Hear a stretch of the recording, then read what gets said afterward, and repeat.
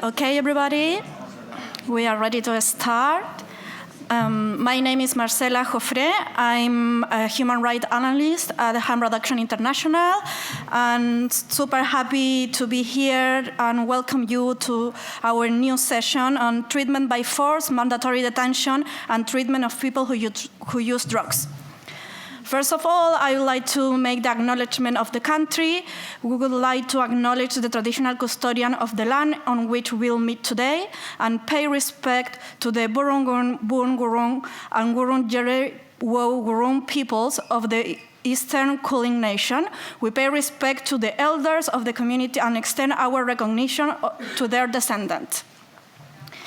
So today we'll be discussing a very relevant topic, and we hope that's become an open space for dialogue and debate as well. So with no further ado, I'm going to start presenting Karen Peters. She's a regional drug and health focal point for the UNODC's regional office for the Southeast Asia and the Pacific, covering areas of drug use prevention, evidence-based treatment for drug use disorders, and HIV prevention for people in prison and the community. Much of the work is focused on supporting drug policy reforms, which are aligned with international standards and best practices. So in her presentation, Karen will showcase the latest available data on number of compulsory facilities and people detained therein, and assess progress toward phasing out compulsory treatment in favor of voluntary community evidence and right-based alternative in Asia. So over to you. Thank you very much, Marcela, and good afternoon, everyone. I'm going to share with you today some research that has been undertaken by UNODC and UNAIDS from the regional offices of these two agencies and in collaboration with our expert consultant. So I'm presenting here today. Marcela has graciously introduced me, but there are two other persons who worked in depth and quite extensively on this topic, and that's Quentin Laterre, who's the Human Rights and Law Advisor at UNAIDS, and he's sitting right there. And we have a colleague who's not here with us today. Her name is Claudia Stoicescu, and she's a consultant for the two agencies, and she is also an associate professor in public health at Monash University. This report on compulsory treatment facilities for people who use drugs comprises three components. The first is an executive summary of the findings of the research. The second booklet has, in a sense, the data that was collected from countries within East and Southeast Asia. And the third is a booklet that outlines some of the case examples of good practices that we propose to countries that they can implement if they wanted, and they should, transition from compulsory modalities for drug treatment. This is not the first time the UN has engaged in this advocacy. In fact, the first component was a joint statement that was released in 2012, where 12 UN agencies came together to urge countries within the region of East and Southeast Asia for various reasons, and we'll go through them in a minute, to close down and end compulsory drug treatment. In 2020, in the midst of the COVID-19 pandemic, we had 13 UN agencies that came together to issue another joint statement around particularly the concerns that these facilities pose to people's human rights, of course, but also their health and well-being in the context of COVID-19. The advocacy on this is not just joint statements, although as the UN we do like that, is also engaging and consulting with countries consistently throughout the period from the beginning of the advocacy. We also had 3 regional consultations where we had representatives from these different countries that we are engaging with, and you'll see soon who those countries are. And in the last consultation, which took place in 2015 in Manila, the countries made a commitment to transition to voluntary, community-based, evidence-based practices as opposed to compulsory facilities. So we also understand that compulsory or forced treatment is not only specific to East and Southeast Asia, that there are many countries in the world that have some form of forced or coerced treatment. So we wanted to understand what makes these facilities within the region that we are working in so unique. We've analyzed and discussed a lot, and we came down to 3 key components. The first is that people who use drugs or are dependent on drugs are admitted against their will and are not provided with the choice to consent to or to refuse treatment, or are denied the unconditional right to leave the program at any time without incurring any penalties.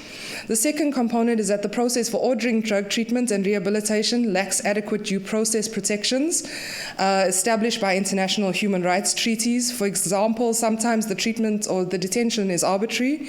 There's no right to a court hearing, so the people are detained without having gone through a legal process or any criminal justice system. And that there's also an absence of independent oversight on the grounds for continuing detention or the conditions of detention.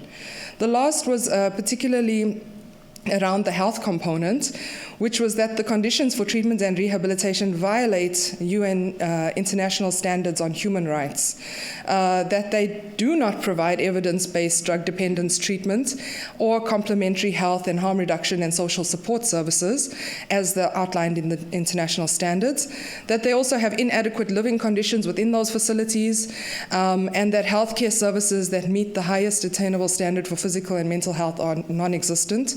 And last but definitely not least, that these places are houses for violence, abuse, and forced labor.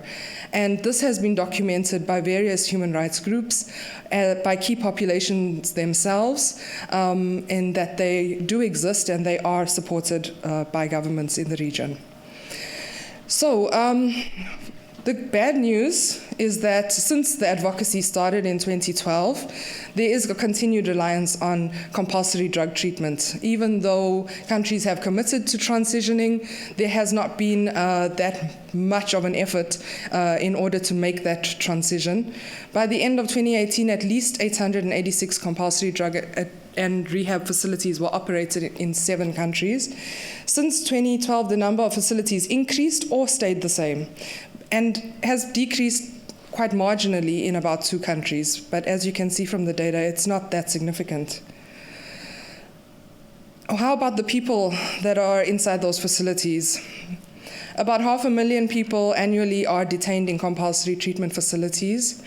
This is, of course, across the region, the countries, the percentage of people that are detained varies in relation to the population size. But we see, for example, in Thailand that this number was quite huge, as well as in China.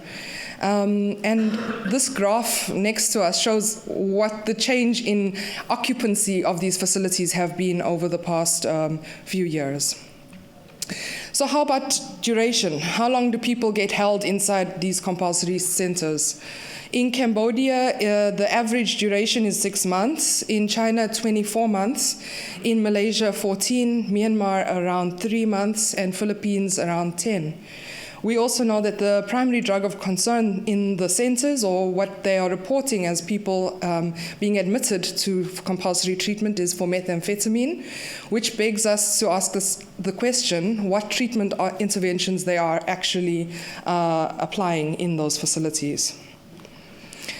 The staffing composition of the facilities, not all the countries completed all sections of our questionnaire, by the way, so we have to acknowledge that. But we have some data from Cambodia and Malaysia.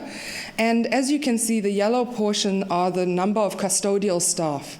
So we also have to ask ourselves, if this is a treatment facility, why they are so overstaffed with custodial personnel, as opposed to health personnel or any type of rehabilitation focused individuals. The occupancy rates vary across countries, that they are as low as 73%, which is not low at all in relation to the capacity within Malaysia, to about 478% in Thailand. I will state that the period that this data was collected, Thailand still had compulsory treatment entrenched within their drug law. In 2021, at the end of 2021, they changed their drug law, and I think Unchisa will explain a little bit more about that, to abolish compulsory treatment, but that has not, we do not yet have evidence that that has had an impact in the number of people that are currently in those centers. There's an urgent need to address human rights violations in the context of compulsory treatment and rehabilitation.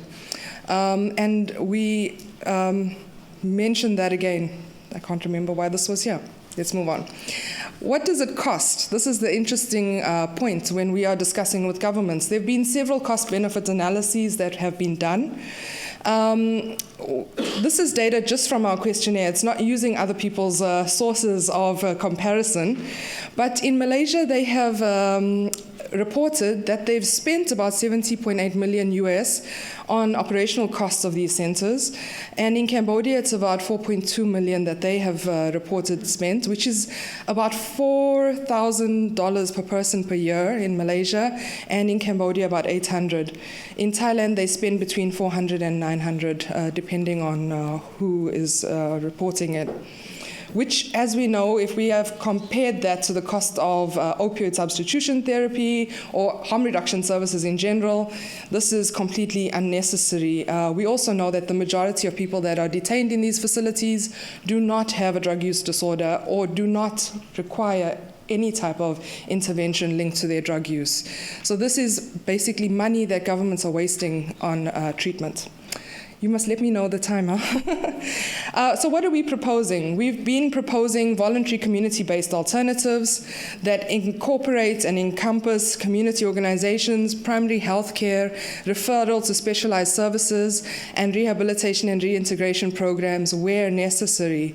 These are always promoted in an outpatient setting, asking countries to consider, firstly, of course, informed consent for people that may want to enter treatment, but to say that their treatment model needs to be inverted. They need to have on offer a vast array of outpatient self-help services as opposed to what they have now in terms of compulsory measures.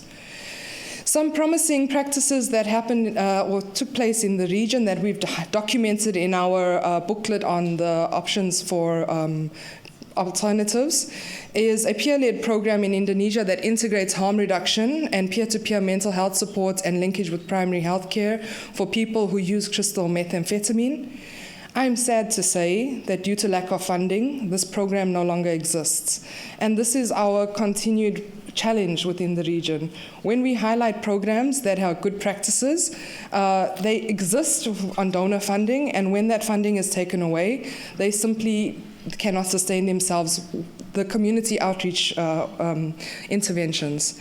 There's another program that we've been supporting in Laos for many years, including with our prevention, treatment, and rehabilitation section in Vienna, is on voluntary community-based drug treatment services based out of government healthcare facilities, training government staff to work with people who use drugs that might come to seek the services in the healthcare facility. This has had some success in terms of the fact that it's still running, but it also requires a lot of investment because there's a high staff turnover in public health facilities, which is also quite normal.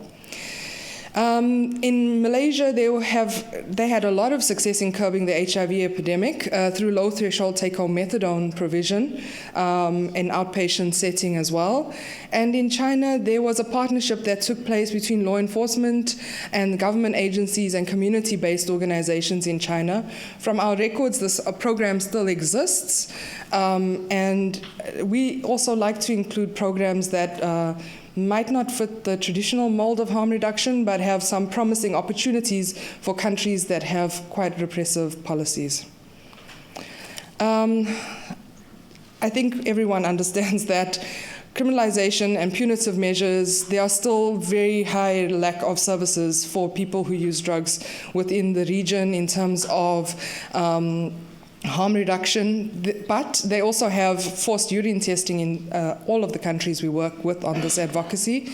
And there's also compulsory registration for people who use drugs. It's mandated by law that these persons that are suspected or engaged in drug use need to be registered.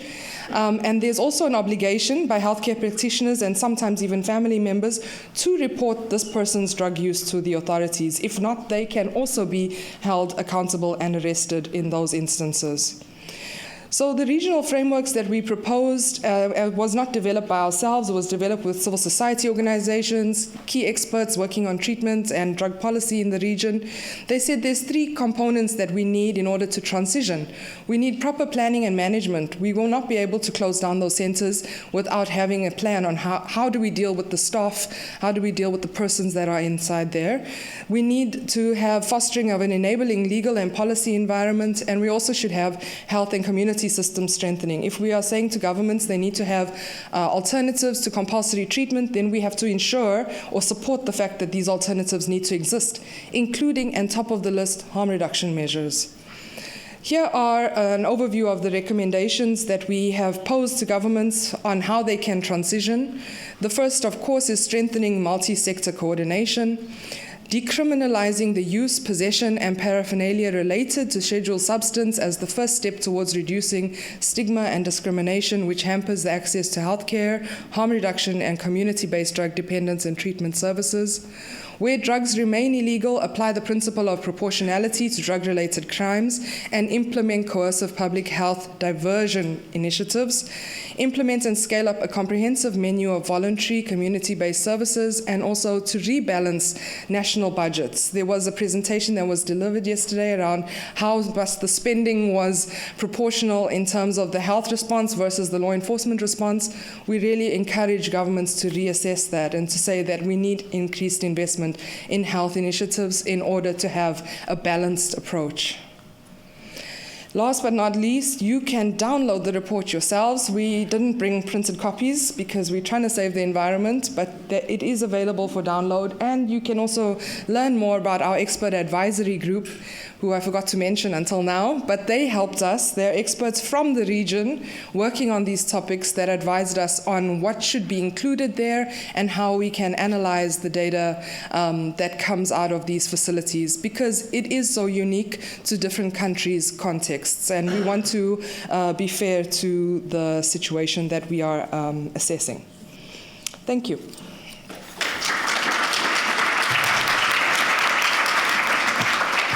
Thank you, Karen, for your presentation. I think it's very important to remember that whether it's 1 day, 3 months, 22 months, forced treatment is deprivation of liberty, is a violation of human rights, and also is a waste of money and time that should be invested in looking after people.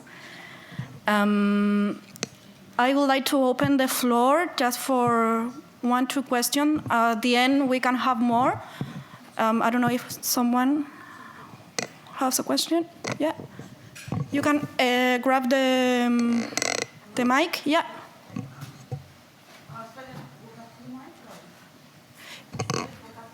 Yeah, can. Yeah, thanks. Hi, yeah, my name is Nick. I'm a sex worker and drug user. So I've just got like one sort of, I guess, like a question/observation about the UNODC, you know, like, so every year, like, when UNODC like marks the 26th of June, which is like the National Day Against Drug Abuse and Illicit Trafficking, as an expression of its determination to strengthen action and cooperation to achieve the goal of an international society free of drug abuse. And like every year, you know, like there's countries that use this day as, you know, like a national day to sort of execute people, like, and pro-abstinence, anti-drugs orgs, like, also sort of mark that day with pretty offensive drug war propaganda, anti-drug war propaganda, no, with offensive pro-drug war propaganda. So I guess, like, my reflection and question is, like you've just presented, like, evidence-based, like, research, right? Like, an advocacy for sort of evidence-based stuff. So how does UNODC, like, reconcile what seems like cognitive dissonance, like, promoting this evidence-based information and advocacy around the treatment, around the failures and human rights abuses indicative of mandated treatment, with the stated goal of days like the 26th of June, which, the stated goal is to achieve an international drugs-free society. Thank you. Karen? That's a good question. Thank you for asking. So we do not design governments' approaches to celebrating World Drug Day or to commemorating World Drug Day. We have a theme every year that is usually centered around some of the outcomes of the General Assembly special section on the world drug problem, that we ask governments to have events that are themed around that. Oftentimes it's around primary prevention, which is family skills, or or it's about evidence-based drug treatment. So I'm not sure if I can answer on how governments choose to celebrate World Drug Day. In terms of the work that we are doing within the regional office and with this work on compulsory drug treatment, we see that there is a problem in relation to how people are being able to access the services when they need them or not being able to access services. And we work to respond to the problem that is present at the community level. This work on compulsory drug treatment is not just something that we thought of ourselves. The community speak to us about these concerns, about having to face incarceration, not just in prison, but within treatment facilities. And we have decided to design a program to help address those needs. So unfortunately, I can't speak on how governments choose to commemorate World Drug Day, but I can just say that from the perspective of the work we do, we are trying our best to implement a human rights-based framework in dealing with the concerns that people are presenting to us. It just seems sort of in contradiction to the secret convention on narcotics drugs, which the ONGC is in, sort of responsible for We do have programs on prevention of drug use, and we do recognize that if there are young people that would be diverted from entering into developing a dependence on drugs, we would prefer that that not happen. But those are not based on enforcement measures. They're based on building the skills of young people and building the sort of family dynamics. In fact, the international standards on drug use prevention outline a range of services that have proven to be effective in dealing with diverting people from engaging in drug use. Thank you. We have one more question, and then can I ask just one more question? If there is more question, we'll leave it to the end and open the floor then. Thank you. Hello. Should I stand? Yeah, we'd like to see you. Oh, okay. Sorry.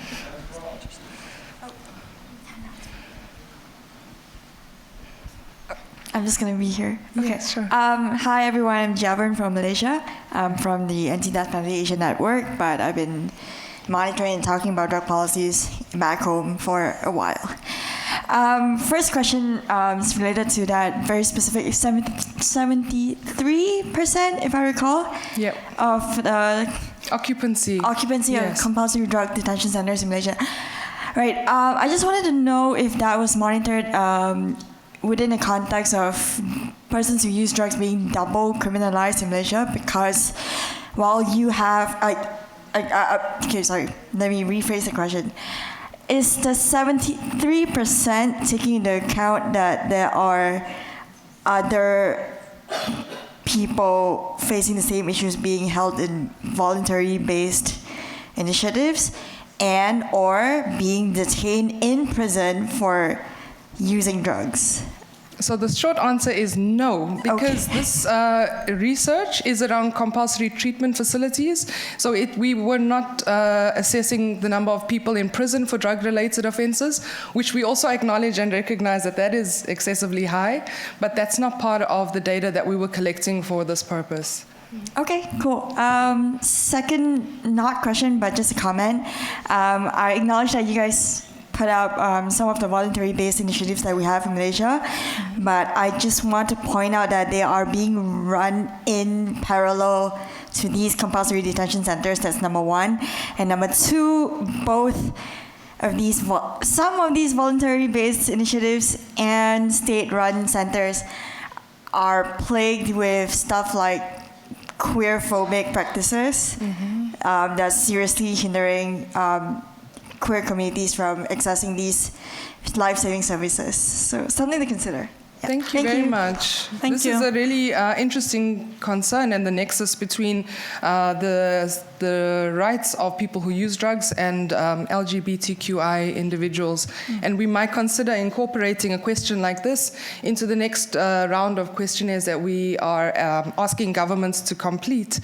Also, just to say that you were commenting. Yeah, our case studies in the handbook are by no means to hold any one country up as the shining bastion of human rights within the region. In fact, all of the countries that we've shared case studies from also have compulsory treatment. We are showing that if they wanted to scale up the small models that have proven promising, that they can do it within their national context. So we are not trying to bring examples from other countries that they might not be able to implement in the context of their national response, but we're trying to show them that within the framework of what they presently have, if they had the willpower, the political willpower and the financial willpower, that they could also transition from what they are doing to offering human rights-based approaches. Okay, thank you, Karen. Thanks. So now, moving from the regional perspective, we are going to move to national level with Zoe. Your turn. Yeah. So, yeah. Zoe Dodd is a...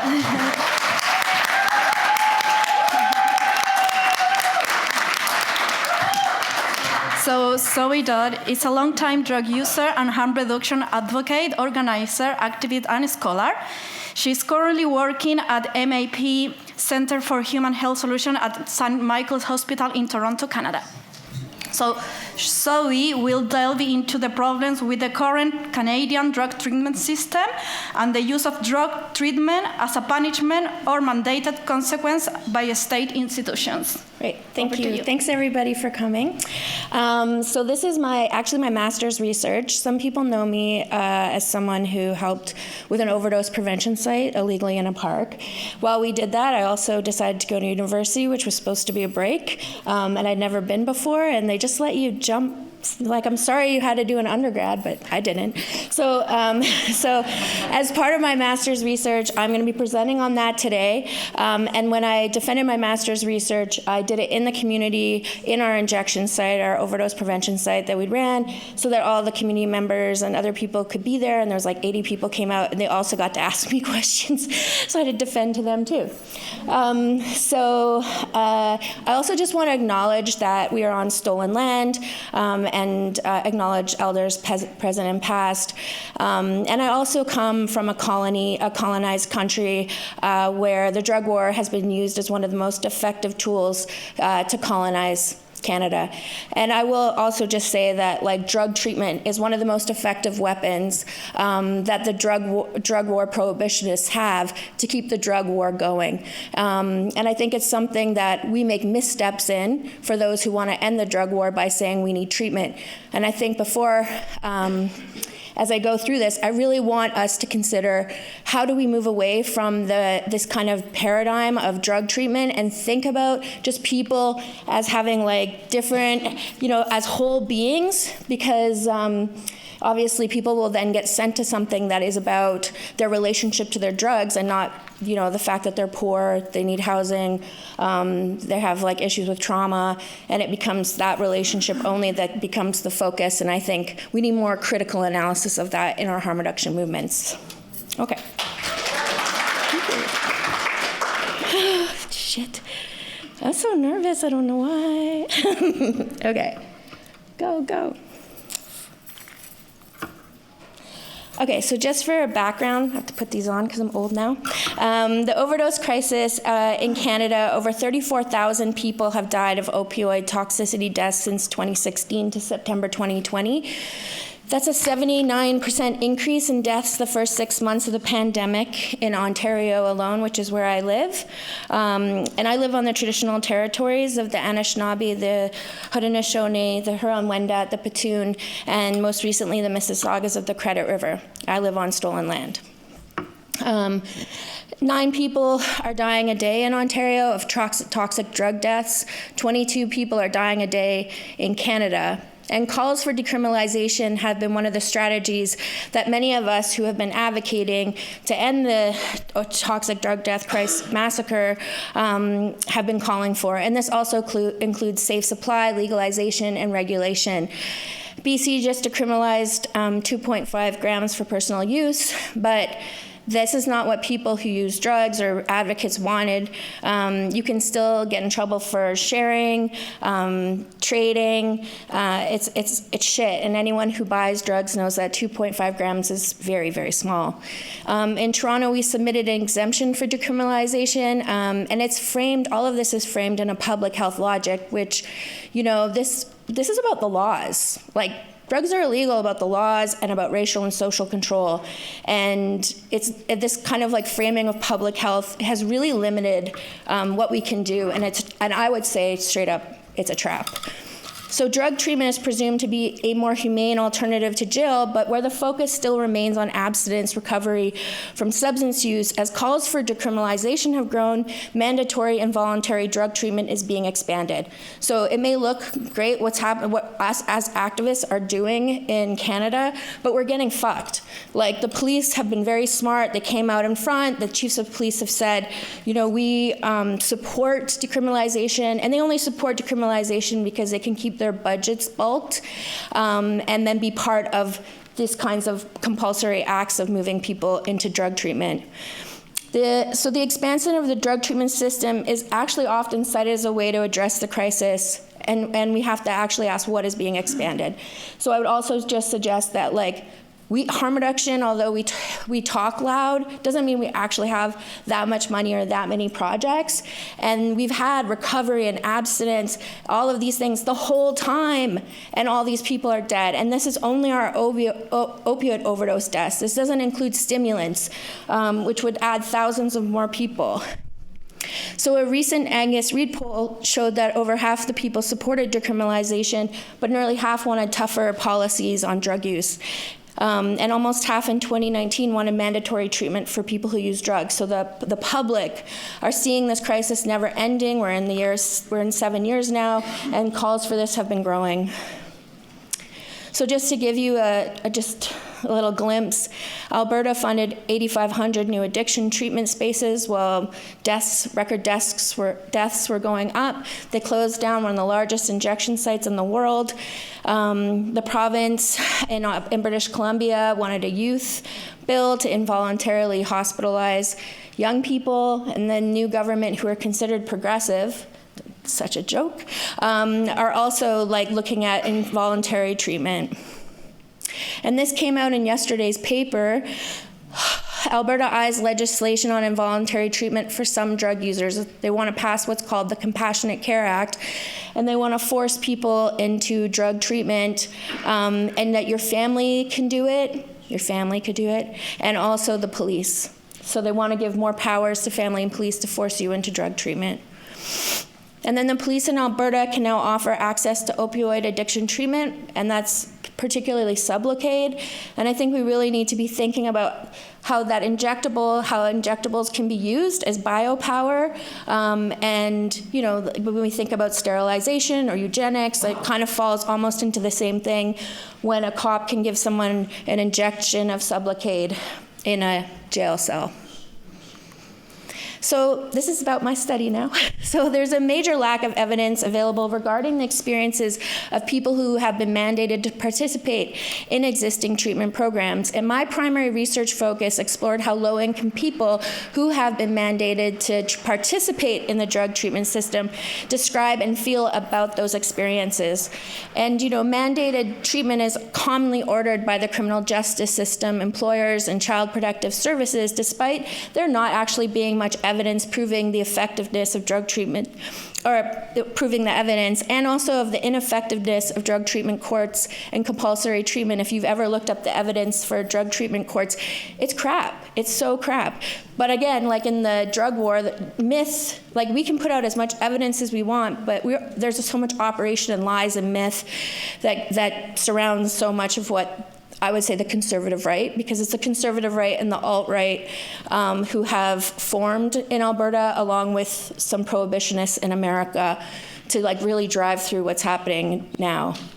So to my knowledge, this is the first qualitative study of its kind in Canada that directly asked individuals who were mandated to treatment to reflect on their positive and negative experiences with the treatment system. And so my methods, I conducted semi-structured interviews with low-income people who were mandated to drug treatment. A semi-structured interview approach allowed for participatory and inclusive construction of knowledge. I utilized a grounded theory approach to code the stories. And I used a political activist as ethnographer approach. And I used that to interrogate the system and to develop recommendations for system transformation. People who are funding me to do this project were like, you're very close to it, da-da-da-da-da. And I'm like, everyone has a bias, but at the same time, yeah, I'm a political activist in my community, but I want to do this project, and I'm going to use this theory to apply to it. And then we did sharing circles with elders because we did have a lot of Indigenous people. I had a lot of Indigenous people in the study. So I interviewed 11 people mandated to drug treatment by the courts, Native Child and Family Services, Children's Aid Society, and someone's employer. The participants of this study identified as Indigenous, Black Caribbean, Métis, and Caucasian. The average age of participants was 44, and the youngest was 29, and the oldest was 74. They were mandated to 22 different treatment programs, majority residential, and only 4 of the programs did not use the 12-step model or aspects of it. And you know, what's important is that people's freedom, their jobs, where they have access to their children or not, are tied to the success or failure of completing programs they are mandated to. There are no regulations of these programs in Canada. There's no regulations of these programs in Ontario. They can operate without having a doctor on site, without having therapists on site. They can operate by telling someone you can't be on a script. You have to be off of your medications. Also, if you have different spiritual or religious beliefs, they are not respected. If you have dietary needs, they're not respected.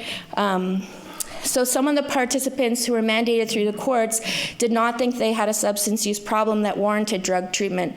Those who participated in drug treatment courts did not like that it required them to plead guilty. Some felt they could have gotten off on some of the charges if they'd been able to fight them, but people didn't have good legal representation. As drug users on the street, it was easy for them to be charged with many offenses, including ones they didn't do. Yeah, as this person says. Yeah, and not only that, but it puts you in a fucked up frame of mind because some of the charges, I've been charged a lot, I've been convicted 29 times. When police charge you on the street for drugs, especially drug-related offenses, they know a lot of it's bullshit. It's only an allegation. So drug treatment courts were established in 1989, and in Canada, people in harm reduction really supported them at the beginning, which was obscene to me when I came into harm reduction. I was like, what? This is just casting the net wider. And there's a high level of time commitment that most mandated programs require, and that's a problem for people who participate in DTC when compared to people who are just given treatment options that were not through DTC. Those in DTC were made to participate in stricter and much more intensive programs. You would get failure to comply, breaches, custodial orders, you could end up in custody. You could have, pleaded out, got 30 days in jail, and now you've just spent 2 years within the system, and now you're serving 6 months for having all these failure to complies and breaches for all of the intensive things, having urine drug screens that you didn't pass, not making it to your curfew.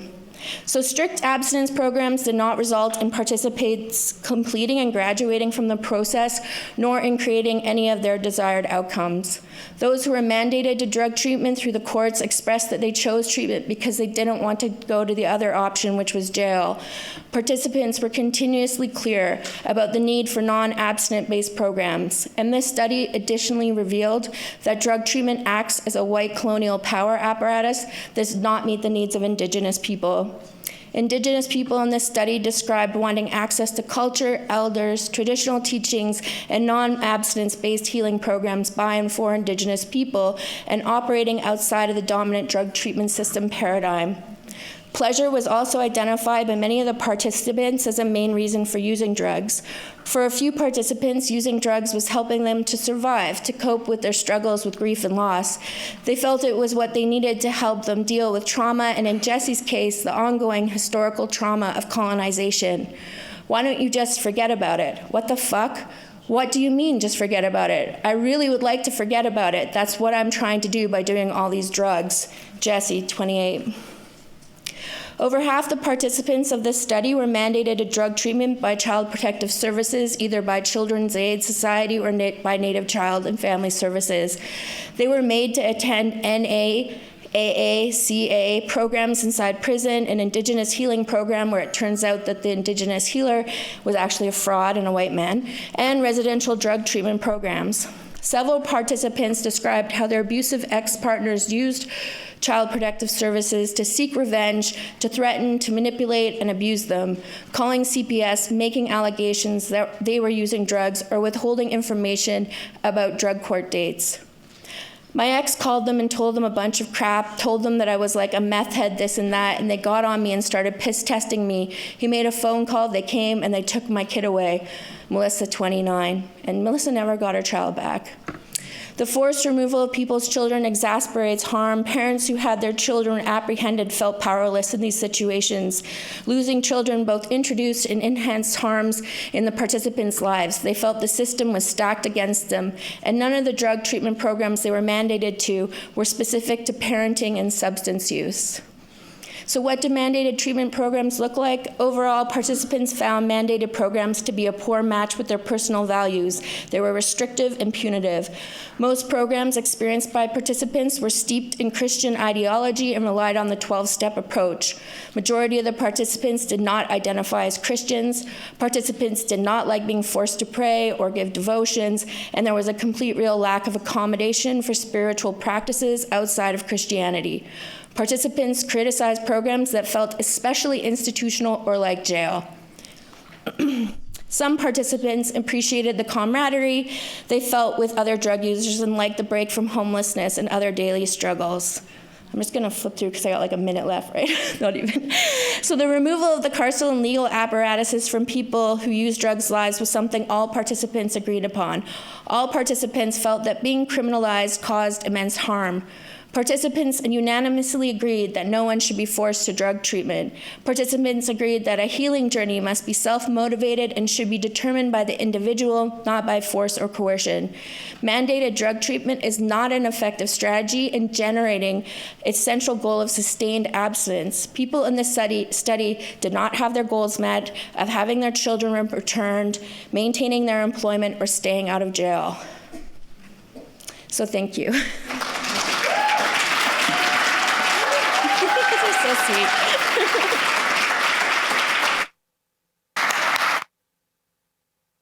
Thank you so much, Zoe. I think your research, your work invite us to really reflect on the narratives around decriminalization and how this forced treatment become just another tool for surveillance and control people. It's just another form of necropolitics, I think. Yeah. So just because we are running a bit out of time, we're going to leave the question to the end to give all the speakers the same time to do their presentation. So we'll pass on Unchisa. I hope I pronounced it correctly. Okay, so.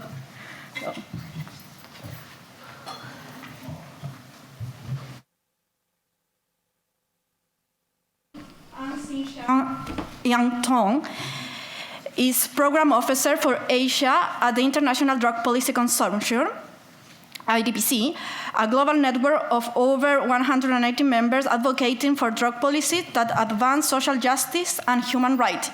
She is based in Bangkok, Thailand, supporting the coordination of projects aimed at empowering people who use drugs, especially women, and policy change in the region. So she will analyze the drug policy reform in Thailand.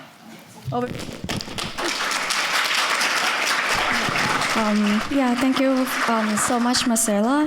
So as Marcela has kindly introduced, I'm gonna be discussing about the many different reforms happening in Thailand. So maybe it will not just be about treatment, but it will include a few other aspects of the reform as well. And also Karen has done the work for me in terms of presenting the data on the past compulsory treatment situation in Thailand. So I'm gonna just be focusing more on what happened after the new drug law has already been introduced.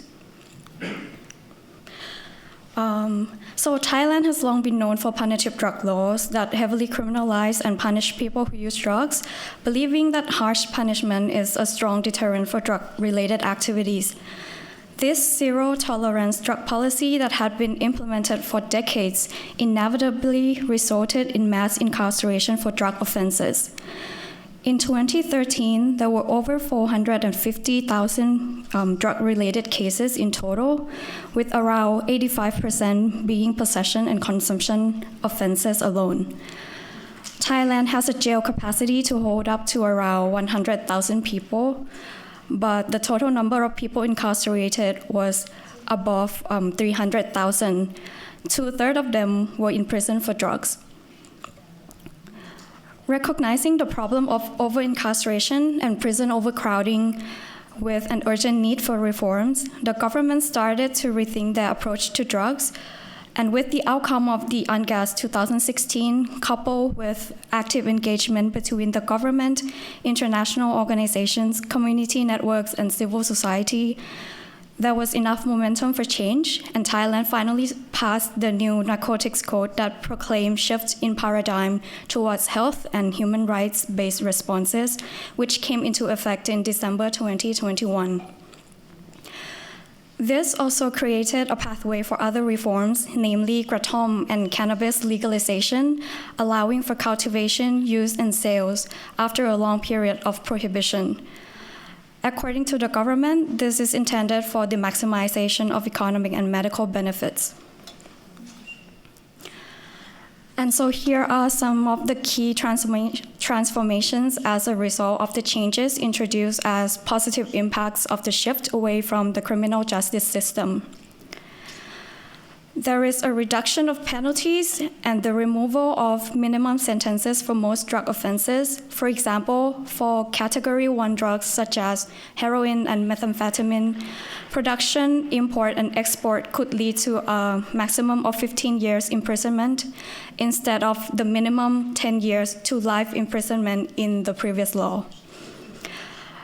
In addition, alternatives to imprisonment such as probational measures are introduced for people who have no past criminal record. There is a reduction in the number of people incarcerated for drug offenses from over 250,000 in June 2021 to around 206,000 in April 2023. Kratom legalization also contributed significantly to this. Kratom was officially legalized in August 2021, so you can see kind of a big drop in September 2021. But of course, this is still not the number to be celebrated for, and it is signaling that the reform doesn't create much impact at all. Prison is still overcrowded with people who are there for drug offenses. And to allow a more health-based approach to drug use, the Ministry of Public Health now is taking the lead role in designing and implementing treatment and rehabilitation standards. The law also no longer mentions compulsory treatment and puts emphasis on voluntary access to treatment, but we're going to go back to this term a bit later. And another initiative under this new drug law is the establishment of social rehabilitation centers, which are intended to assist people who have undergone treatment and rehabilitation to access employment, skill training, housing support, and etc., for them to be reintegrated into society. Cannabis and kratom legalization bring in economic and medical benefits and the right to continue the long traditional practice of using the plants. So IDPC has done an initial review and analysis of the new drug law. These are some of the key summaries. As mentioned earlier, the reform is not impactful enough to realize positive human rights and public health outcomes. Drug use and possession for personal use are still criminalized, and it's criminalized by law, which also means that police still have a prominent role in drug control. People who use drugs, especially women and gender-diverse communities, are often targets of law enforcement officials. Random urine testing and police detention are commonly known as the settings where all forms of rights violation are committed. Any person can be stopped by police, and if tested positive for drugs, will be asked to choose either to voluntarily enter treatment or be prosecuted, which might end up in getting a criminal record. So it's quite similar of what's happening also in Canada. So the question is that truly voluntary when the only choice you have is between going into treatment or facing a possible criminal penalty? People who don't want to go for treatment and don't want to get a criminal conviction either, then unavoidably need to pay bribes to police to get out of the situation. Another point to note is that the mention of harm reduction is a new addition to this drug law, which seems to be a positive development. However, the term is greatly misused in the national context, where it is viewed merely as a set of services for reducing harm from drugs and harm that people who use drugs might inflict on themselves or others. According to the Office of Secretary of National Addiction Treatment and Rehabilitation Committee, the ultimate goal of harm reduction in their definition is to assist people to eventually stop using drugs. Civil society organizations are working hard to engage with relevant governmental agencies to ensure that they understand harm reduction as a holistic approach to drug, which includes looking at harm created by law and policy. So to illustrate the situation better, here's the drug control situation in local areas at the provincial district level. The government implement the White Villages campaign. White in this case means drug-free. Police, village leaders, or volunteers go after people who use drugs by knocking on every door and investigating every household. If no drug user is identified, a white flag will be given as a drug-free certificate. In 2023, the budget of almost $24 million was approved for provincial social rehabilitation centers. These centers are designated by the Ministry of Interior, and they include district offices, temples, and even military camps that used to run compulsory drug rehabilitation before, which are known for lack of standardized practices and services, and are more like labor camp and detention. They carry out a 15-day social rehab program by providing vocational training, physical and mental health therapy. And this indeed raised questions on the effectiveness of whether it is necessary to force all people to enter the program when they might already have a stable job and income to begin with, just because they are found to use drugs. Doesn't this reinforce stigmatization at the community level? And doesn't this take away income from people? Here's the annual budget for implementing integrated drug strategy as part of the national agenda from 2021 to 2023. In the light blue color, at the top of the chart shows the proportion of budget given for treatment and services. So we can see that it has always been allocated the smallest amount of the three main pillars. In terms of kratom and cannabis, we see two very different pathways towards legalization. The attempt to legalize kratom started with participatory action research in southern Thailand, designated as a special kratom research zone. Community residents share views on kratom from both sociocultural and ecological perspectives. The study then provided the recommendation to decriminalize kratom, and it passed through. And then the Kratom Act is now in place to regulate activities around it. While for cannabis, the push was from the last election campaign by the current Ministry of Public Health. The first step was allowing the use for medical and research purposes in 2019. And then just last year, the process to delist it from the narcotics list was moving really fast, and it was officially removed. With little evidence, education, and public engagement to support this reform, it receives backlash. Until today, the draft bill that supposedly regulates cannabis hasn't been passed, and we're still in this legal vacuum with only a few ministerial orders and existing laws as substitute regulations to control the activities to some extent.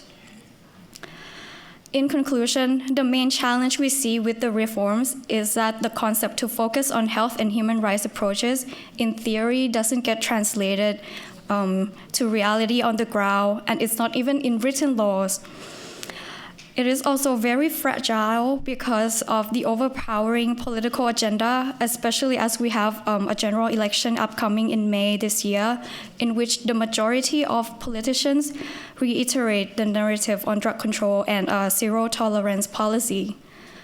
It is important that we monitor the implementation of the new narcotics code and generate data to see what works and what's not. IDPC is collaborating with the Thailand Institute of Justice on a research project on alternatives to punishment for people who use drugs, aimed at evaluating the existing alternatives available. We are also supporting partner organizations in the country to monitor and document the implementation of the current law, and we will use these findings to engage with the government in policy dialogues and training to raise recommendations for further legal reforms. We have also recently published resources and an e-course in which the gold standard of drug decriminalization is outlined.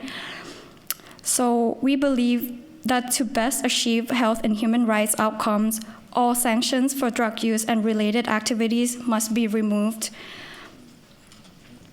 to allow resources to be redirected from the punitive system towards rights-affirming services, which are voluntary and promote access to those services.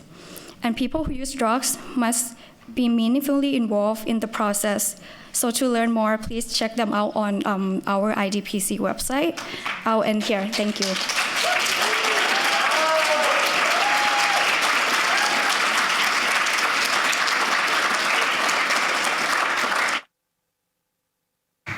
Thank you so much. Now, last but not least, we have Peng Zhu. We invite you to go to the stage. So, he has an interpreter, and she'll be kindly reading his speech, and then he'll be open for questions. Okay. So Peng is a long-time harm reduction activist in China. He was a former drug user and has been on methadone for 9 years. Chu has obtained certificate for substance dependence and psychological counseling. And in 2010, with support from OSI, Chu established an organization provided health and legal support for people who use drugs. And he will talk about one of the administrative responses of China to drug use, the so-called Drug User Internet Dynamic Control and Early Warning System, or simply the Dynamic Control System. So, over to you. Yes. Thank you, Marcela.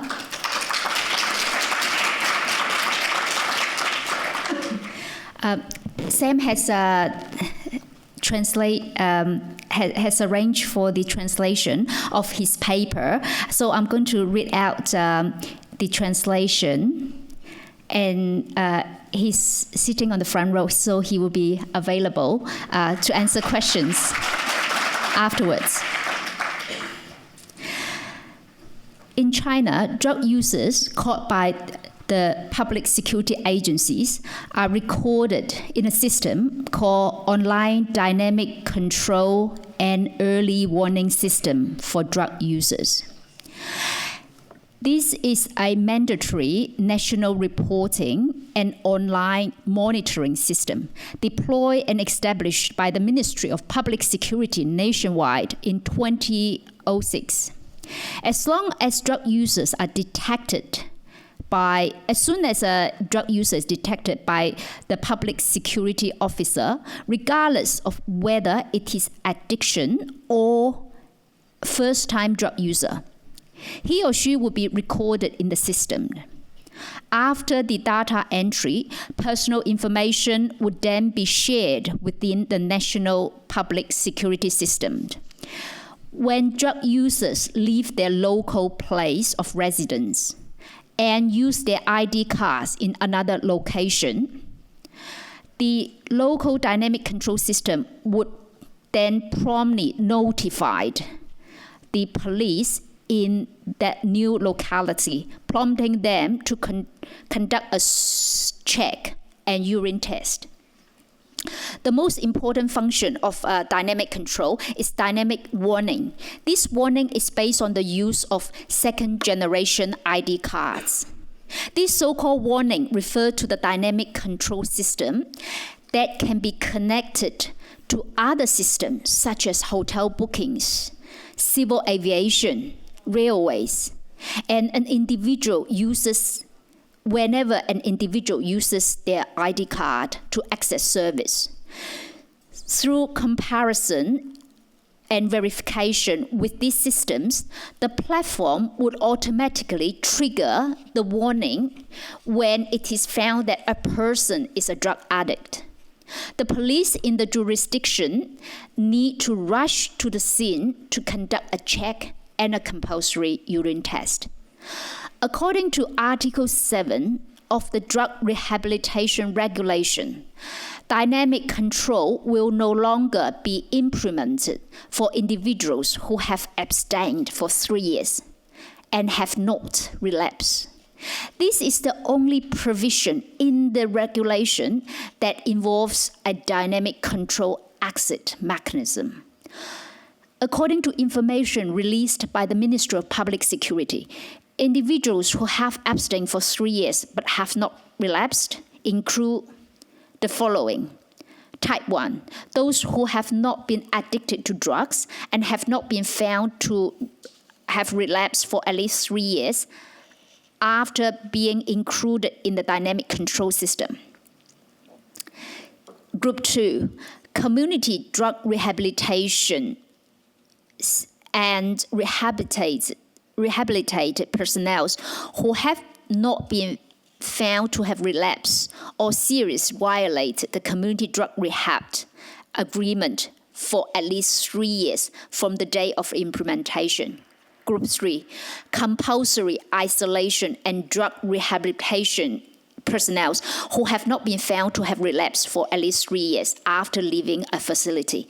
At present, the current basis for determining whether drug users have not relapsed within 3 years is self-report as well as regular urine tests conducted by community drug rehabilitation personnel in the community.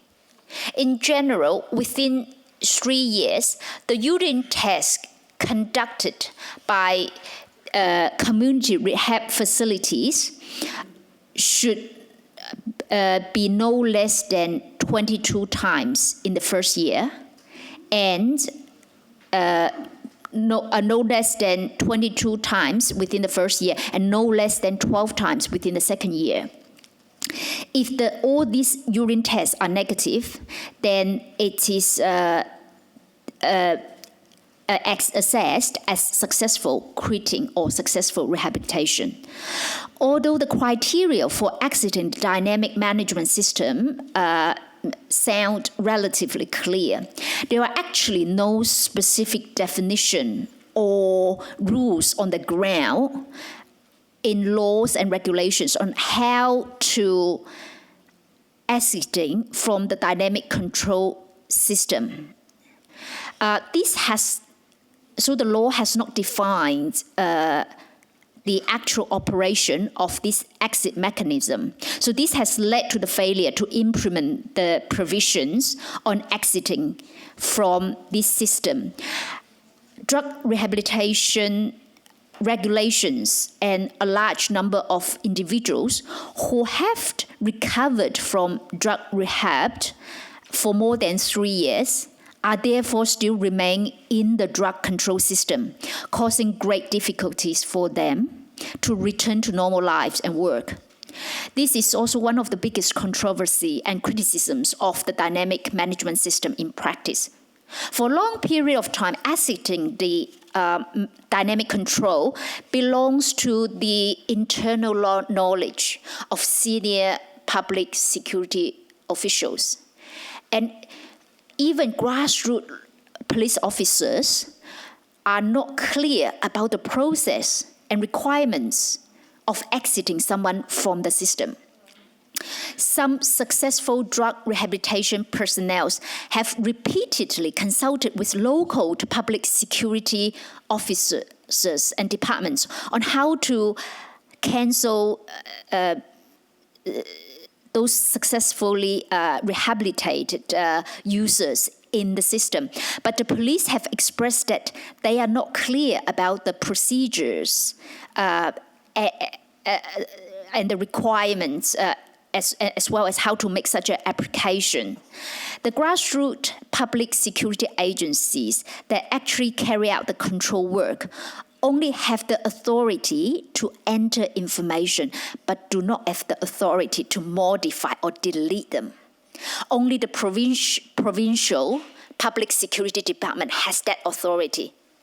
Once various system or human errors occur, grassroots public security agencies must apply for modifications to their higher level, and the application then would go upwards, level by level, which takes a long time and is extremely inefficient.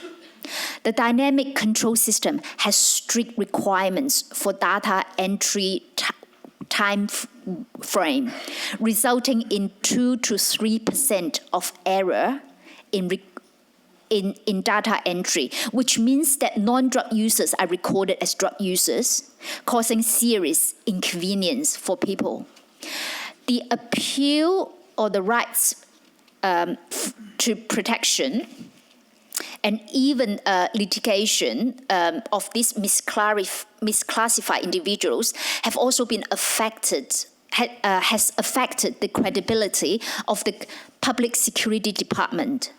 Shandong province uses this Shandong Provincial Police Cloud drug control management system, which requires drug control police to regularly meet up with drug users and verify them on a monthly basis, and must then, and after that, they would return the document Otherwise, it is deemed that this work has not been carried out, and points will be deducted from the performance of the police team. In order to avoid such deduction of points, police officers are exhausted, leading to a large amount of fake data. The current drug rehabilitation system, from voluntary drug rehab to community drug rehab, is a interconnected and gradually increasing punishment system. As soon as relapse is detected, stricter drug rehabilitation measures would kick in. That restricts personal rights and freedom. China seriously lacks specialized drug rehab resources, and the actual effectiveness of drug rehab methods, led by restricting personal freedom and compulsory urine test, is questionable.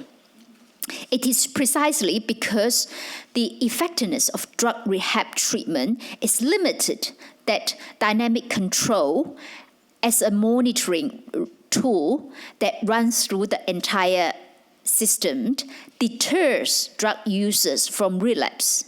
Through long and endless checks, drug users are trapped in the cycle of the drug rehab system, in an invisible net covering them. For drug addicts living under the dynamic control system, it is a system that has created such a larger rehab center that is everywhere, and that make them feel like they're treading on thin ice all the time.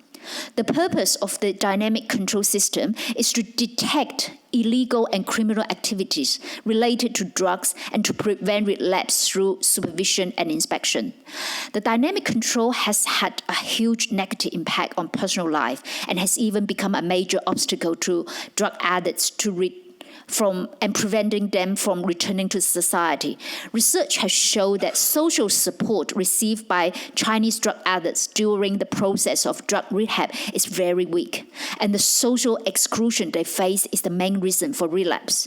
There are not many empirical studies on dynamic control in China, but several existing studies have revealed the limitation of the dynamic control system on almost all aspects of drug users' life. But this system does not have the appropriate legal basis either. At present, the drug rehabilitation regulation issued by the State Council authorized public security agencies to include drug users in the dynamic control system. But this regulation is an administrative regulation. According to the Legislation Act, in China, mandatory measures and penalties for restricting citizens' personal freedom can only be enacted by law. Dynamic control involves the collection and use of millions of people's personal information, and the restriction of personal freedom and rights should have higher level of legal basis. In addition, although the grid management system has been implemented nationwide, only Shanghai, Jiangsu, and other places have introduced local grid management implementation methods, which often overlook or do not mention information or privacy protection. Under Chinese law and its practice, drug users' rights and privacy are naturally diminished due to their illegal status. The progress of the 2008 anti-drug law was to recognize drug users as patients and to use treatment methods. But the essence of China's drug rehab treatment system is a monitoring and punishing system. The drug rehab treatment is mandatory, and once relapse is detected, it will lead to a more restricted and punitive treatment plan.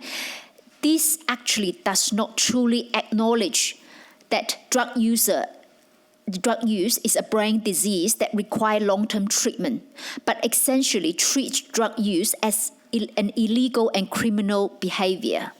Dynamic control and community drug rehab programs actually constitute a comprehensive monitoring network for drug users, with the premise and assumption that drug users would definitely relapse and engage in illegal criminal activities. Dynamic control measures control drug users through early warning, checks, and drug testing, effectively declaring to the society that drug users, regardless of whether they enter rehab treatment or not, are social hazards. The Chinese government has closed the door for drug users to return to society and normal life through dynamic control. The data and information collected by dynamic control, group management, and other information systems on drug users should be managed and used by the health department as a basis for drug rehab treatments and social support.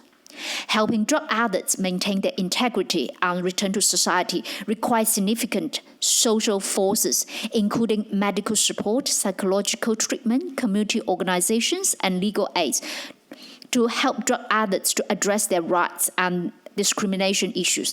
But at present, these are all missing. And the dynamic control system has become the main tool to prevent relapse. The right that drug users should enjoy as citizens have been seriously overlooked. This makes it difficult for China to carry out drug rehab work based on rights and evidence in a more in-depth manner. The control system conducts face-to-face screening, identity verification, and urine tests on past drug users, which has a significant impact on various aspects of their daily lives.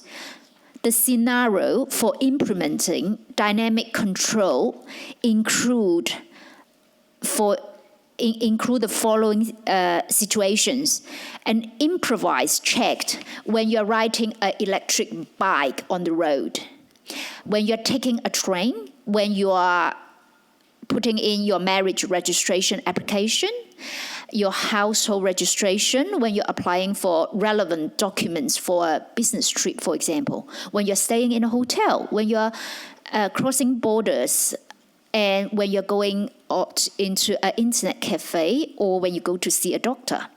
The most influential ones are the following. Accommodations constitute 92% of such checks in this system. Applying for various documentation certificates detects 87%. Tourism, 85%. Being hesitant to defend rights in case of dispute is 73%. Renting a house, 72%. At the same time, dynamic control has had a serious impact on the psychology of past drug users, affecting their mood in 97.5% of cases, leading to discrimination against them by those around them in 96% of cases, feeling that they have no privacy in 93% of cases, afraid to take medication casually due to a positive, afraid of taking medications casually due to fear for a positive urine test, 90%, and affecting work and marriage, 88%. Okay, sure. Okay. Sorry, because we are sort of running short of time. So what I would do is I will just maybe skip through. I'll finish this paragraph and then jump to the last paragraph. Feeling that they have no privacy, 93%. Afraid of taking I have done that. Affecting work and marriage in 88%. At the same time, it also has serious impact on family relationship. Due to checks under dynamic control, family members may suspect their relapse, which also lead to discrimination against family members, including children, and affect their chance of going out to work.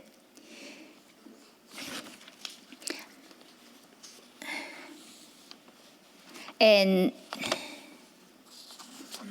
as a past drug user, I've not been using any drugs for 8 years. No matter how hard I have tried, the dynamic control system has seriously affected my life and work, seriously infringing on my personal right to know, to privacy, and to lifelong drug use records, which have caused serious psychological shadow on me and further marginalized me. A large number of mandatory urine tests due to the dynamic control mechanism have had serious psychological shadows on my heart and left me in an awkward situation of not being able to urinate for a long time as long as the urine test is needed.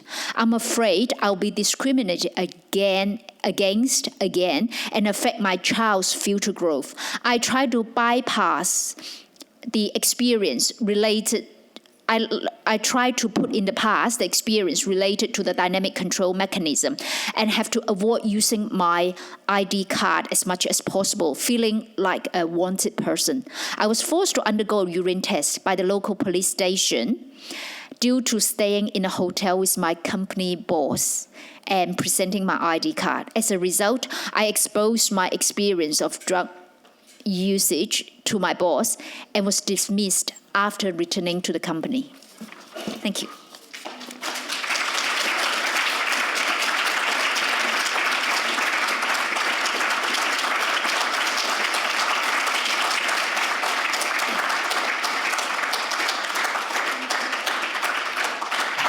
Thank you so much for sharing your experience, your story with us. And we are running out of time. We have just a few minutes to questions. So yeah, if you can help out with the mic, thank you. Is that on? Oh, yeah. Thank you, everyone. I'm just returning to Karen, if you don't mind.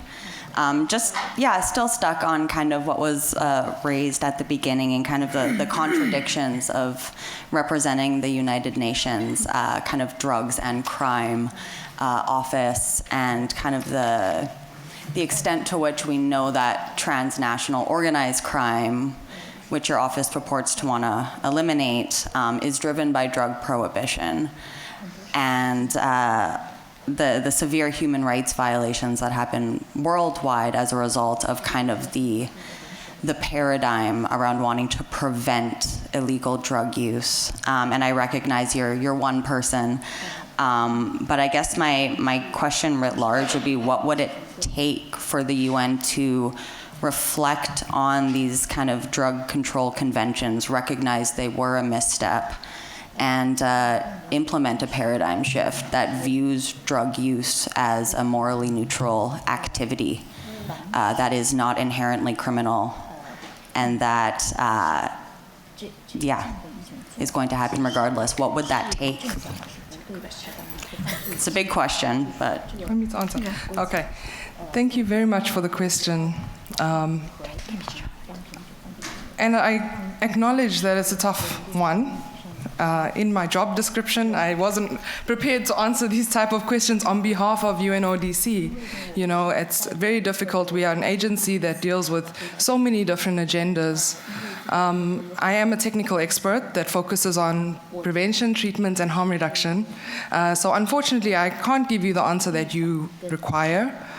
I will say from my perspective and from my understanding, UNODC is a custodian of two commissions, the Commission on Narcotic Drugs and the Commission on Crime Prevention and Criminal Justice, CCPCJ. Those commissions are comprised of countries, member states of the UN, and they make decisions on the international drug control system, the conventions. They decide what goes in there, and that's decided and voted on and taken in and taken out. Our job is to apply some of the decisions that are made at an international level and to support countries and the people living in those countries in order to achieve a better life.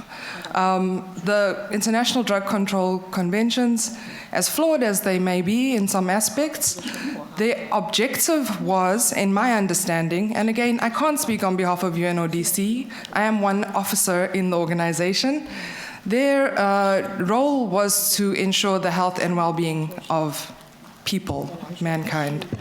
So unfortunately, I can't give you the answer you want. I do recognize that it is complex, and I would really love for that to be a research paper or for somebody to have answered that question. What will it take for these conventions to change and for the policies to be more human rights? And I'm sorry, it's very difficult for me to be able to respond on that level because I don't work at that level of the organization. Thank you, Karen. Yeah, we understand the complexities. Thank you. We have time just for one more question. Anyone? Yeah? The back, please keep it short. I will keep it very short. The gentleman, I'm sorry I don't recall your name, the Chinese gentleman. I just want to say you're an absolute fucking legend. Excuse my French, or whatever it is I'm saying. You are absolute legend. I am so absolutely terribly sorry for all your suffering and everything you've been through. I hope somehow you can find some peace and freedom and dignity in your life, and just thank you for sharing your story. That's all I want to say.